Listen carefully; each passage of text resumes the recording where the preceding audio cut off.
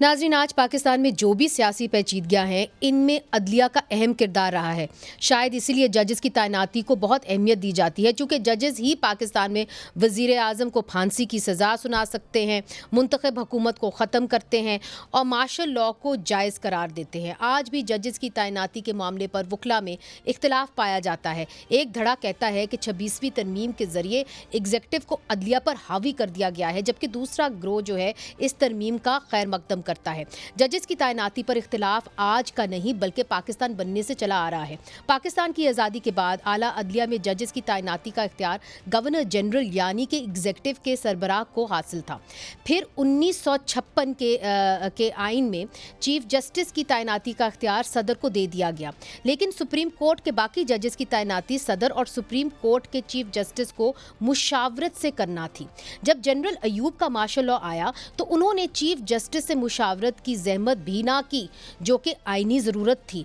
फिर जनरल ज़ियाउल हक ने मार्शल लॉ लगाकर जमहूरियत पसंद जजेस को घर भेज दिया और हाई कोर्ट और सुप्रीम कोर्ट में मार्शल लॉ इंतज़ामिया ने मार्शल लॉ ऑर्डर के तहत अपनी पसंद के जजेस को तैनात किया।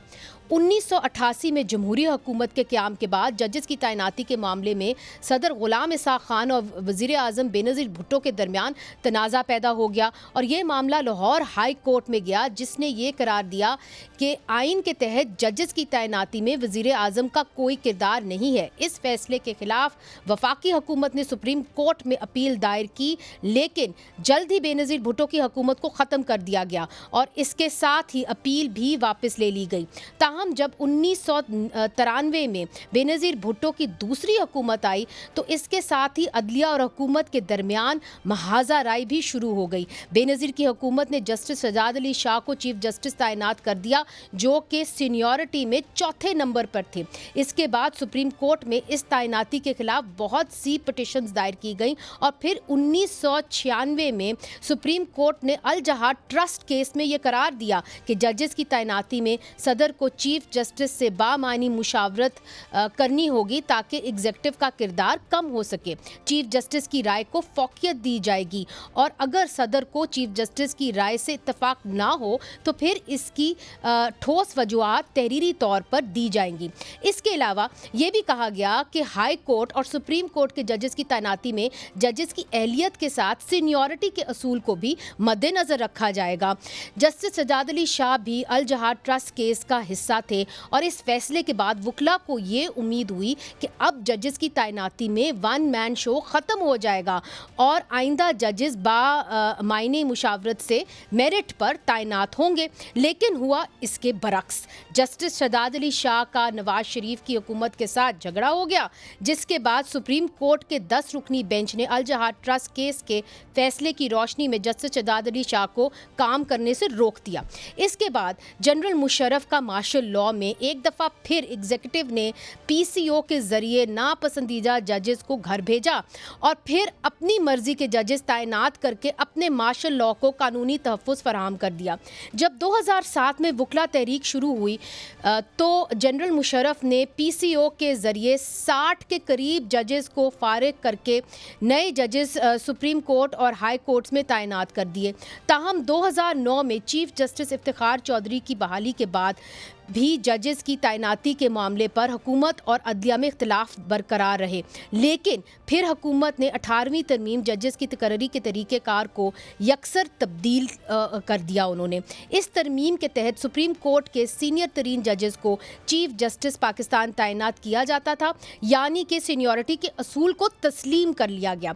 इस नई आइनी तरमीम के तहत जजेस की तैनाती के लिए सदर और चीफ जस्टिस की मुशावरत को ख़त्म करते हुए एक जुडिशल कमीशन ऑफ पाकिस्तान बनाया गया, जिसमें चीफ जस्टिस पाकिस्तान के अलावा सुप्रीम कोर्ट के 4 सीनियर जज, एक रिटायर्ड जज, वफाकी वज़ीर कानून, अटॉर्नी जनरल और बार का एक नुमाइंदा भी शामिल था। ये कमीशन चीफ जस्टिस पाकिस्तान के नामजदा शख्स जो है उसकी बतौर जज तैनाती पर गौर करता था और अक्सरियत राय से नाम मंजूर करने के बाद इसे पार्लिमानी कमेटी को भिजवा दिया जाता था। 8 रुकनी पार्लिमानी कमेटी में 4 अरकान हुकूमत के होते थे और 4 अरकान अपोजिशन के बेंचेस से लिए जाते थे। 18वीं तरमीम में कहा गया था कि पार्लिमानी कमेटी 3/4 की अक्सरियत से जुडिशल कमीशन की नामजदगी को मुस्तरद कर सकता था।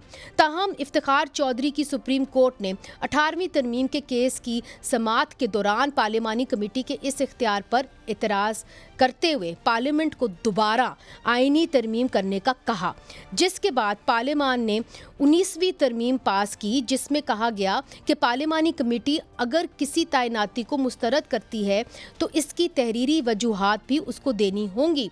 इसके बाद 2010 से 2024 तक हाई कोर्ट और सुप्रीम कोर्ट में ज़्यादातर तैनातियाँ चीफ जस्टिस की मर्जी से होती रहीं, जिस पर सियासी जमातों के साथ साथ वकला की नुमाइंदा तंजीमों को भी सख्त एतराज़ रहा।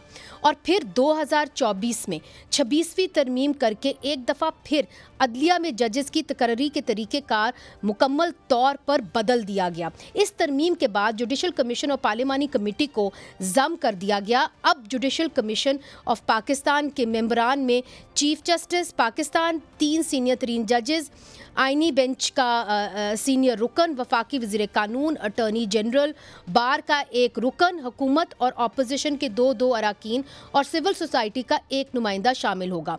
अब जुडिशल कमीशन में एग्जीक्यूटिव के अफराद की अक्सरियत है और 26वीं तरमीम के बाद से अब तक हुकूमत ने जुडिशल कमीशन से अपनी हर तजवीज़ को अक्सरियत राय से मंजूर करवाया है।